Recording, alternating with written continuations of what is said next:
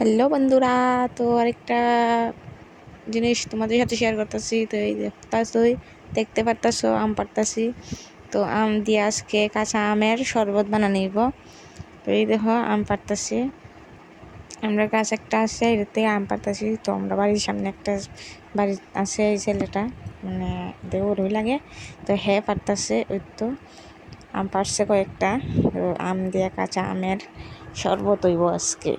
তো আমি করতাম না, করবো আমার হাজব্যান্ডে। এই দেখো আয়া পড়ছে আমার হাজব্যান্ড। তো আম ওই তো বয় দিছে। আমি জানি আম পুইরা করতে লাগে, তো দেখি বয়তে সিদ্ধ হতে আমি কিতা কইম, আমি আর কিচ্ছু কইছি না। তারা করবো, তারার বাইলে আমিও খাইমো আর কি। তো ওই দেখো বরফ টরফ এটা রেডি করে লইতাছে, ফ্রিজারতে বাইর করে লিছে বরফ বরফ। আর এদিকে আম সিদ্ধ হইবার না গেল নাই, বরফ বাইর হয়ে লাইছে। তো বরফ বাইর হয়ে ইয়ে করতেছে, রেডি করতেছে আমের শরবত। তোমাদের সাথে শেয়ার করুন যে কী শরবত খাইলাম আজকে, কি স্বাদ জানে হইছে ভগবান জানে। এই দেখো তোমাদের সাথে কথা কইতে কইতে আমার সিদ্ধ হয়ে গেছে, আম চুলা নিয়ে যেতেছে।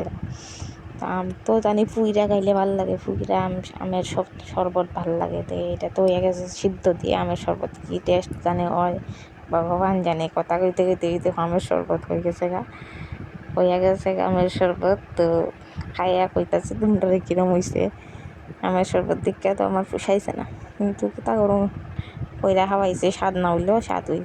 আর একজনে দেখো আম ভর্তা কইরা খাইতেছে অনুপা। তো দেখি খাইতে কেমন, তোমরাও কইতাছি।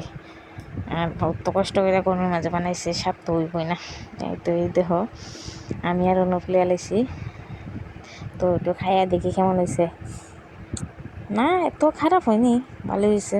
তো চলো টাটা, আজকে ব্লগটা একটু